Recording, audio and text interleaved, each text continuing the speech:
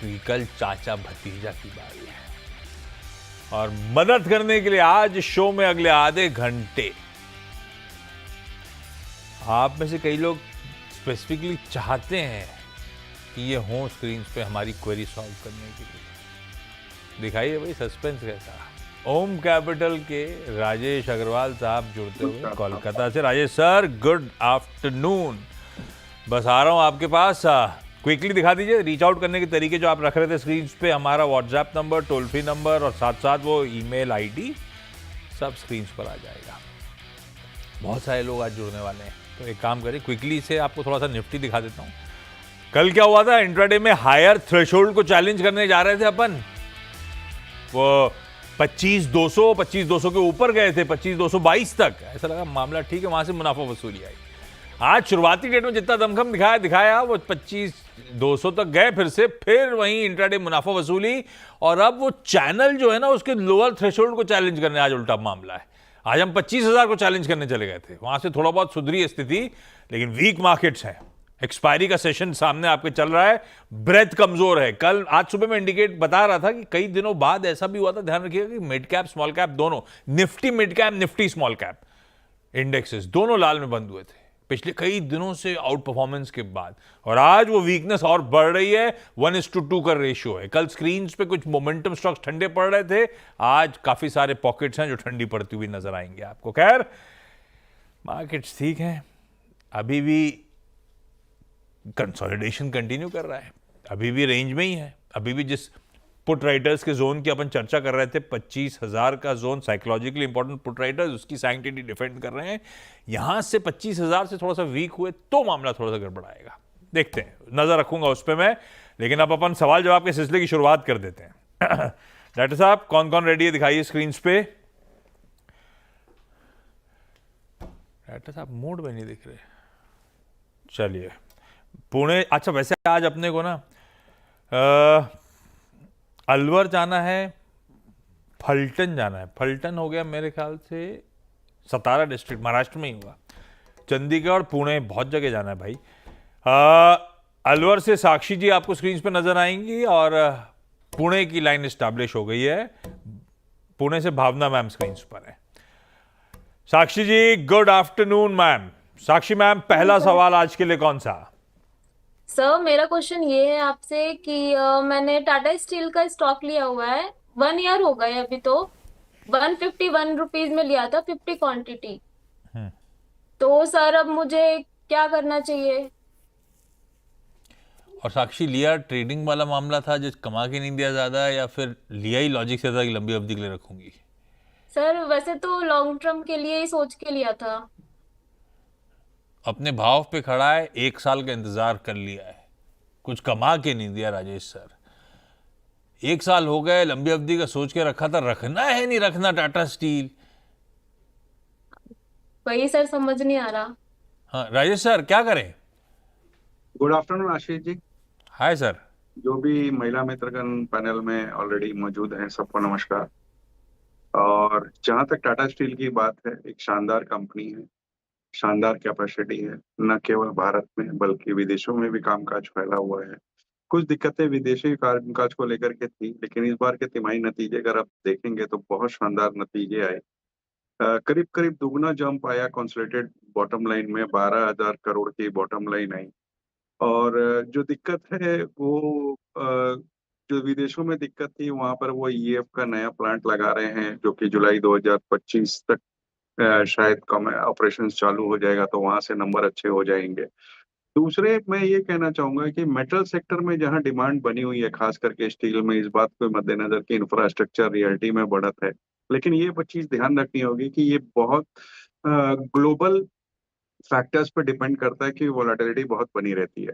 तो अगर आपकी लंबी अवधि का नजरिया है जैसे कि आप बता रही हैं, तो मैं कहूंगा बिल्कुल बनी रहे। 180 का टारगेट रखें साल भर में, और इस वक्त बने रहने की सलाह रहे। साक्षी मैम आप कह रहे थे लंबी अवधि के लिए, आज 1 साल रुक लिए और कुछ कमा के नहीं दिया, लेकिन होपफुली आने वाले 1 साल में 180 तक जाने की तैयारी कर रहा है। थोड़ा सा पेशेंस रखो अगर आप चाहो तो। टाटा स्टील होल्ड है इन लेवल्स पे। पुणे जा रहा हूं भावना लंजेवार जी के पास। Bhavna ma'am good afternoon. Good afternoon everyone and Mumbai good में बारिश आफ्टरनून। आना बंद हो गई, मॉनसून चला गया। पुणे में आ रही है कि अभी रुक गया वहां पे भी? नहीं, चल रही है। आ रही है बारिश? अभी आज नहीं है, पर रोजाना होती है। लेकिन वो मॉनसून वाली फीलिंग नहीं आ रही। बीच में आई थी महाराष्ट्र में, राजेश सर पता नहीं क्या हुआ, 10 दिन से मामला ठंडा पड़ा है। आईएमडी ने कहा है कल से पुणे में येलो अलर्ट है, देखते हैं लौटती नहीं लौटती बारिश। भावना मैम, पहला सवाल कौन सा? मुझे वोडाफोन आइडिया के बारे में पूछना है। मेरे पास 2418 शेयर्स है with an average rate of 10.24। तो मुझे पूछना था क्या स्ट्रेटेजी करनी चाहिए। क्यों लिए थे? ट्रेडिंग के हिसाब से लिए थे या सोचा था लंबी अवधि में बहुत कमा के देगा वोडाफोन? ये आईपीओ के टाइम लिया था, तब आईपीओ के टाइम? स्टार्टिंग में ही जब आया था तभी लिया था। कितना टाइम हो गया वोडाफोन? ये एक साल मर्जर हुआ था, आइडिया था क्या आपके पास पहले? आइडिया था, यस। मतलब जमाने हो गए। एक साल, कितने साल हो गए होंगे इस बात को? एक साल हो गया। आई, ये तो फिर एफपीओ की बात कर रहे हो आप? एफपीओ के आसपास लिया है? यस। ओके ओके, तब ठीक है। तो आप उन लक्कियों में से हो जो ज्यादा नुकसान नहीं झेल रहे। नुकसान सभी झेल रहे हैं इसमें, लेकिन फिर भी राजेश सर 10 साढ़े 10 का माल है, 7 के नीचे मामला चल रहा है, अभी भी कोई होप है नहीं। हम रिटेल वैसे होप राइड करते रहते हैं इस तरह के स्टॉक्स के साथ। क्या करूं वोडाफोन आइडिया, निकलूं, गलती हो गई, एक्सेप्ट कर लूं? देखिए, ये चीज की खास वोडाफोन की हमने चर्चा आपके साथ कमाई का अड्डा में कई बार करी कि रिटेल फंसा हुआ रह गया वोडाफोन आइडिया में, और जबकि अगर सामने देखो तो कमाल के रिजल्ट्स दिखाए जियो ने और एयरटेल ने। एयरटेल की बात की जाए क्योंकि लिस्टेड है, तो उसकी प्राइसेस दुगने तिगने हो गए और वोडाफोन आधे हो गए। तो दिक्कत यही है कि रिटेल सस्ते के चक्कर में यहाँ फंसा हुआ रह गया। लेकिन इस वक्त भी देखेंगे तो हालत बहुत खराब है। एजीआर ड्यूज में कोई रिलीफ मिली नहीं, रीपेमेंट मार्च 26 से चालू हो जाएगा, डेट में कोई ब्रेक थ्रू है नहीं, और एनुअल कैश शॉर्टफॉल है। और जो इनकी केपेक्स के प्लानिंग है 500 550 बिलियन की, वो भी मुझे लगता है दिक्कत आएगी। मार्केट शेयर लगातार लूज हो रहा है, आरपूज में भी देखेंगे तो इंडस्ट्री में सबसे नीचे है। तो मुझे लगता है कि हालात कोई बहुत उम्मीदजनक है नहीं। अब इनका ऑलमोस्ट आधा हो गया है। अब इसको मैं ट्रेडिंग के नजरिए से अगर कहूँ तो इसमें मैक्सिमम लॉस आपका 4 रुपया तक आ सकता है। तो अगर आप 2-2.5 रुपया और देख सकती हैं तो बनी रहे स्टॉक में, और कोई भी उछाल 8 8.5 तक आता है तो वहां निकल जाए। लॉस तो होगा, लेकिन लॉस मिनिमाइज करके निकलना है तो थोड़ा सा बने रहें। 8 साढ़े 8 के जोन्स पे वोडाफोन आइडिया अगर आता हुआ दिखे तो मैम निकलिए इस काउंटर से। सेल ऑन राइस की स्ट्रैटेजी सही लिखा है प्रोड्यूसर साहब ने, ये है आपके लिए। चंडीगढ़ से ज्योति झा जुड़ती हुई। ज्योति मैम तो साक्षात दिखने वाली थी, फोन लाइन पे जुड़ रही है, क्या हुआ ज्योति मैम? सर मेरा लिंक ही ओपन नहीं हुआ, बहुत बारी ट्राई करी, हुआ ही नहीं। अरे कोई ना, किसी और दिन आपको साक्षात दर्शन भी हो जाएंगे आपके। आज चलो आप फोन पे, पहला सवाल कौन सा ज्योति मैम? सर मेरा पहला एनएमडीसी का है, जो मेरा 9,000 शेयर है, 40 रुपए 70 पैसे के साथ। एनएमडीसी 40 रुपए? NMDC steel? हाँ एनएमडीसी स्टील होगा। हाँ एनएमडीसी स्टील। हाँ, और ये क्या ज्योति मैम क्यों लिए हुए हैं अपन ने? ट्रेडिंग वाला है कि ये किसी ने आइडिया दे लंबी अवधि के लिए रख लो? ली थी मैंने। हाँ, लॉन्ग टर्म के लिए ली थी। कितना टाइम हो गया लिए हुए? 1 साल हो गया। उस समय 46 रुपए पे लिया था, एवरेज करते करते उसके बाद 40 रुपए 70 पैसे तक पे लिया था। 9,000 भर लिए आपने एवरेज करते करते। और ये आइडिया कहाँ से आया था कि लंबी अवधि के लिए अट्रैक्टिव है और खरीदते जाओ? किसने बोला था मेरे ये? हस्बैंड करते हैं शेयर मार्केटिंग का काम, मुझे तो कुछ भी नहीं पता था। तो वो अभी शो में तो आ नहीं सकते, इसलिए मेरे थ्रू वो पूछवा रहे क्वेश्चन। अभी बैठे हुए हैं हस्बैंड साथ में? हाँ जी, बगल में ही है। ऑफिस नहीं गए? वो शेयर मार्केट, दिन भर शेयर मार्केट में रहते हैं क्या? हाँ, शेयर मार्केटिंग का काम करते अरे हैं। वाह, तो एक्सपीरियंस है। एवरेज करके बढ़िया भाव पे ले आए, भाव टू भाव चल लिया है। राजेश सर क्या करें, अब क्वांटिटी अच्छी खासी 9,000 है हमारे पास, करना क्या है एनएमडीसी स्टील में? देखिए, एनएमडीसी स्टील की अगर बात की जाए तो कंपनी एनएमडीसी से डिमर्ज हुई थी छत्तीसगढ़ के स्टील प्लांट को चलाने के लिए, और कुछ महीनों पहले ऐसी खबरें आई थी कि शायद कोई स्ट्रैटेजिक सेल हो। इस बात अगर देखें तो लगातार नुकसान में कंपनी बनी हुई है। मार्केट कैप सिर्फ 11,000 रुपए का है, लेकिन एसेट्स इनके पास 35-36 हजार रुपए के हैं। तो इनका, मेरा कहने का मतलब ये है कि अंडर वैल्यूड तो है, लेकिन जब तक इसमें कोई कॉर्पोरेट एक्शन नहीं होगा तब तक कोई बड़ी बढ़त की उम्मीद नहीं है।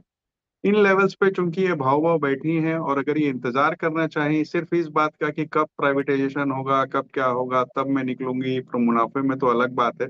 पर इस वक्त तो अगर इनको उतना इंतजार नहीं करना है तो मैं समझता हूँ कि यहाँ से 41 रुपया 42 रुपए के आसपास निकलना चाहिए, और इस पैसे को कोई अच्छे स्टॉक में निवेश करें, जहाँ की कम से कम डाउनसाइड भी थोड़ा सा रिस्क तो इक्विटी में रहता ही है, बट फिर भी क्वालिटी स्टॉक्स में बनी रहे जहां आपको कम से कम रिटर्न की उम्मीद रहेगी।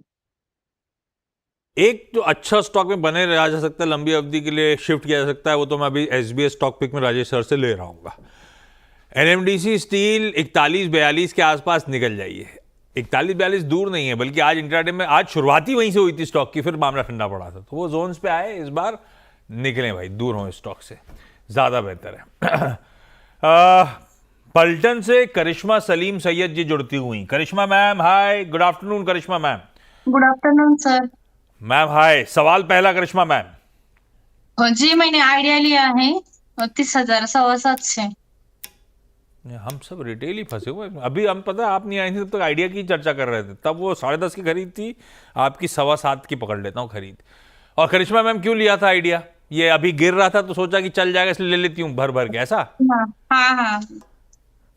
2,10,000 रुपये तो डाल ही दिए आपने इसमें, और हो रहा है 30 पैसे का लॉस। क्या पूछूं, अभी निकल जाऊं या बने रहूं, ऐसा पूछ लूं? क्या बने रहने लायक स्टॉक है कि नहीं? बना कितनी देर तक रहना है, मतलब प्रॉफिट कब आएगा क्या? ऐसा राजेश सर ने थोड़ी देर पहले कहा था कि 8 8:30 के आसपास आपको तो प्रॉफिट भी हो जाएगा, उस जोन पे निकलना है। राजेश सर इनके लिए वही है क्या, 8:30 तक रुके और निकलने हैं, ऐसा? बिल्कुल, क्योंकि फंडामेंटली इसमें कुछ कहने को है नहीं, तो पूरी बात नहीं दोहरा के मैं बस सिर्फ इतना ही कहूंगा कि 4 रुपए का स्टॉप लॉस रख लें और 8 8:30 का टारगेट रख लें, और बनी रहे स्टॉक। आर का स्टॉप, 8 8:30 का टारगेट, 50-50 मामला है इसमें भी, लेकिन ठीक है 8:30 के आसपास निकल जाइएगा मैम। लकीली आपको शायद वहां पे आपकी बाइंग प्राइस ठीक है, तो आपको तो मुनाफा हो जाएगा अगर 8:30 तक गया ये स्टॉक तो। पर इस बार निकल जाइएगा, इंतजार मत करिएगा स्टॉक में ज्यादा, लक को ज्यादा टेस्ट नहीं करने का है। रेड साहब अगला कौन? ओके, अब चला जाए साक्षी के पास वापस, अलवर राजस्थान। साक्षी मैम अगला सवाल। जी सर। सर आप कोई सजेस्ट कीजिए मुझे कि मुझे और आगे क्या लेना चाहिए। बैठे रहो आप पे थोड़ी देर, एसबीएस स्टॉक पे कभी ले लूंगा तो गड़बड़ हो जाएगा मामला। एक तो आइडिया आएगा, यही सवाल है कि और भी कोई? वो तो ग्रांटेड है, वो वैसे ही सब, हम सबका सवाल वही है क्या खरीदना है, वो राजेश सर सबका सवाल का जवाब दे देंगे। अगला कोई स्टॉक हो तो बताओ। सर एक मेरा जीएम एयरपोर्ट करके है, उसमें मेरा लॉस चल रहा है। जीएमआर एयरपोर्ट होगा? हाँ जी सर, जीएमआर एयरपोर्ट। कितने पे लिया हुआ है? सर ये 91 के समथिंग लिया हुआ है। राजेश सर क्या करें भाई? इस वक्त बने रहने की सलाह रहेगी, हालांकि वैल्यूएशंस थोड़े ऊपर के लेवल्स पे लग रहे हैं मुझे, लेकिन फिर भी मुझे लगता है कि एयरपोर्ट्स का जो बिजनेस है अच्छा चल रहा है, जिस तरह के ट्रैवल टूरिज्म को बढ़ावा मिल रहा है। और आज ये ऐसी खबरें थी कि शायद अदानी के जो एयरपोर्ट बिजनेस है उनके भी आईपीओ वगैरह आएंगे, तो वहां पर थोड़ी सी स्टॉक की री रेटिंग हो जाएगी। तो इस वक्त बने रहने की सलाह रहेगी। हमारा टारगेट इसमें 95 रुपए का है आने वाले 9 से 12 महीने में, तो बनी रहे स्टॉक। आउट ऑफ सिलेबस पूछ डाला, एसबीआई था शायद, खैर ठीक है, हो गया। भावना मैम अगला सवाल। मुझे आरईसी लिमिटेड के बारे में पूछना है। मेरे पास 54 शेयर्स है एट एन एवरेज ऑफ 495। 495 के भाव पे आरईसी। और भावना मैम आइडिया क्या था लेने के पीछे? तब सजेस्ट किया हुआ था कि आरईसी काफी अच्छा चलेगा। है सर, क्या करें, 85 का लॉस हो रहा है। देखिए, depending on time horizon, stock बहुत अच्छा है, कंपनी अच्छी है, रुक सकते हो कि भावना मैम लंबी अवधि के लिए? पावर का डिमांड बना हुआ है, तो इसलिए आरईसी पीएफसी जैसे स्टॉक अच्छा परफॉर्म करेंगे। मैनेजमेंट ने क्लियरली कहा है कि जो उनका एयूएम इस वक्त 5 ट्रिलियन का है, वो FY30 तक 10 ट्रिलियन कर लेंगे, तो जाहिर सी बात है कि इनके नंबर्स भी और सुधार होता हुआ नजर आएगा। एसेट क्वालिटी स्टेबल है, एनआईएम स्टेबल है, डिविडेंड अच्छा देती है। तो अगर आपको समय की पाबंदी ना हो तो मैं कहूंगा बनी रहे स्टॉक। करिश्मा मैम, अगला सवाल। अंबुजा सीमेंट लिया है मैंने 550 पे, 50 क्वांटिटी। अंबुजा सीमेंट्स 550 पे। जी। कल तो इसमें शायद डिविडेंड भी आने, कल अदानी ग्रुप के कई सारे स्टॉक्स में शायद एग्स डिविडेंड भी आएंगे सारे के सारे। अंबुजा सीमेंट्स भाव टू भाव चल रहा है। राजेश सर क्या करें, कैसी लग रही है अंबुजा सीमेंट? सीमेंट को लेकर आज सुबह कुछ फंडामेंटल एक्सपर्ट्स बुलिश थे। अंबुजा प्रिफर्ड पिक के तौर पे है क्या उस स्पेस की? देखिए, बुलिश हम भी है सीमेंट स्पेस पे, और सारी पूरे पैक पे हम लग रहा है कि इस सेक्टर में कुछ अच्छा आने वाले दिनों में रिटर्न बैठ सकता है। खास अंबुजा की बात की जाए तो चौथी तिमाही के नतीजे बहुत अच्छे आए थे, उम्मीद से बेहतर आए थे। एक तो कॉस्ट कम हो गई, रियलाइजेशन अच्छे हो गए, कुछ नई एक्विजिशन उन्होंने की पेन्ना सीमेंट और सांगी को लेकर के, कैपेसिटी बढ़ा रहे हैं, तो बने रह सकते हैं स्टॉक में। लेकिन हमारी पसंद, जैसा कि आपने पूछा इस पूरे पैक में, तो लार्ज कैप में हमारी पसंद अल्ट्राटेक ही रहेगी, और मिड कैप स्मॉल कैप की बात की जाए तो हम वहाँ बिरला कॉर्प, मंगलम सीमेंट, ये दो रिकमेंड कर रहे हैं। पसंद है भाई, होल्ड करिए मैम इसको। ज्योति मैम, अगला सवाल एनएमडीसी स्टील के बाद। सर मेरा दूसरा है ADSL, जो कि मेरा 198 रुपए का खरीद है, वो 3000 ADSL, जी सर, 198 रुपए। Allied digital services? हाँ जी सर। नहीं, आपने किस भाव बोला? 198 रुपए का खरीद रेट है, यही 3000 शेयर है। अलाइड डिजिटल, ठीक है, 190। राइस सर ट्रैक करते हो क्या अलाइड डिजिटल आप? देखिए, ये स्टॉक बहुत लाइमलाइट में आया था कुंभ मेले के समय में, जिस समय सीसीटीवी सर्विलियंस का इन्हें कुछ कॉन्ट्रैक्ट मिला था और लोगों को लगा कि पता नहीं क्या हो जाएगा, तो इस वजह से बहुत से रिटेल इसमें आ गए। आईटी मैन्युफैक्चरिंग, आईटी इंफ्रास्ट्रक्चर की कंपनी है, लेकिन पिछले तिमाही में भी अगर देखें तो 7 करोड़ के आसपास का लॉस आया है। इस वक्त इन्हें करीब 430 करोड़ का Pune smart city, Pune safe city का एक कॉन्ट्रैक्ट मिला हुआ है। कुछ कॉन्ट्रैक्ट्स आए हुए हैं, वहां से कुछ नंबर्स आए तो सुधार हो जाएगा। इस वक्त तो मैं यही कहूंगा कि एक बहुत मामूली लॉस में आप बैठी हैं। अ, हो सके तो निकल जाए, या फिर थोड़ा इंतजार कर ले, 198-200 तक आए तो निकल जाए तो बेहतर होगा, क्योंकि इस वक्त आईटी के रुझान उतने बेहतर है नहीं कि मिड कैप में रहा जाए। आईटी में रहना है तो आप इन्फोसिस, टीसीएस, यहाँ पे ध्यान दें। ओके, इस नोट पर साक्षी जी, करिश्मा जी, ज्योति जी, भावना जी, थैंक यू सो मच सबका जुड़ने के लिए। ज्योति मैम, किसी दिन आपको साक्षात जोड़ेंगे, आज नेटवर्क एस्टैब्लिश नहीं हो पाया, सॉरी उसके लिए। राजेश सर, हाउसफुल देखी क्या? हाँ या ना बोलो अभी आप। ना, सेफ खेले हो इस बार। सेफ बहुत नहीं तारीफ थी उस पिक्चर की, इसलिए नहीं गए क्या? नहीं, कुछ काम था उस दिन, तो हाँ। मैंने विचार किया है कि इस संडे को जाएंगे, क्योंकि इस हफ्ते और कुछ जब इतना सुन लिया उसके बाद भी जाओगे आप? नहीं तो आपको रिव्यू कहाँ से देंगे फिर? तो फिर 2 हफ्ते बाद रिव्यू देने का फायदा क्या? आपको आज देना चाहिए था। तो हो सकता है आज रात को देख लूं, कल कमाई का अड्डा में दे दूं। चलिए डन है, ठीक है। पर कमाई के अड्डे में अपन दोनों रूबरू नहीं हो रहे होंगे, लेकिन ठीक है, रिव्यू इंतजार करेंगे राजेश सर का। हालांकि मैंने बहुत पढ़ सुन लिया है, तो डर के मारे में तो गए ही नहीं। ब्रेक का समय, ब्रेक के उस पार राजेश सर की SBS स्टॉक पिक लेकर लौटेंगे। चलिए भाई, ब्रेक के बाद स्वागत है SBS स्टॉक पिक की बात। नेक्स्ट आप स्टिंग दिखाइए, राजेश सर को रखिए स्क्रीन पे। राजेश सर, आज का प्रिफर्ड पिक कौन सा? देखिए, आज का SBS स्टॉक के लिहाज से हम इलेक्ट्रो स्टील कास्टिंग के साथ जाना चाहेंगे। अगर आप देखें तो भारत की सबसे बड़ी डक्टाइल आयरन पाइप की कंपनी है, जिसकी 7,25,000 टन पर एनम की कैपेसिटी है, और 5 मैन्युफैक्चरिंग यूनिट वेस्ट बंगाल, तमिलनाडु और आंध्रा में। आंध्रा की यूनिट इन्होंने श्रीकालाहस्ती का अधिग्रहण किया था, उसके बाद इनकी आंध्रा में भी प्रेजेंस हो गई। खास बात यह है कि इनके एक छोटा यूनिट फिटिंग्स का भी है, DI फिटिंग्स का, जो बहुत हाई मार्जिन बिजनेस है, वहां से अच्छे पैसे आते हैं। दूसरे एक्सपोर्ट करते हैं, इनके 50% के आसपास की प्रोडक्शन एक्सपोर्ट होती है, फिर वो चाहे साउथ ईस्ट एशिया हो, मिडिल ईस्ट हो, यूरोप हो, प्राय सभी जगह हो रहे हैं। इकोनॉमीज ऑफ स्केल है, जिससे इनकी लागत बहुत कम पड़ती है। दूसरे इंटीग्रेटेड प्लांट होने के कारण से इनके सेंटरिंग, कह लीजिए कोकोवेन, ब्लास्ट फर्मेन, सब इनका खुद का है, तो कॉस्ट का बहुत बेनिफिट है। और इस वक्त अगर आप देखेंगे तो ऊपर के लेवल से बहुत टूटा हुआ है, वैल्यूएशन बहुत अट्रैक्टिव है। चौथी तिमाही के नतीजों में एक अच्छा जंप आया, 226 के सामने 284 करोड़ की बॉटम लाइन आई। हमें लगता है कि इतनी करेक्शन के बाद स्टॉक में अच्छा अपसाइड बनता है। कम से कम टारगेट 150-55 रुपया का आने वाले 6 से 9 महीने में हो सकते हैं, तो यहाँ हम खरीदारी की सलाह दे रहे हैं। मैं क्या डिस्क्लेमर देना चाहता हूँ कि हमने हमारे क्लाइंटों को भी ये रिकमेंड कर रखा है।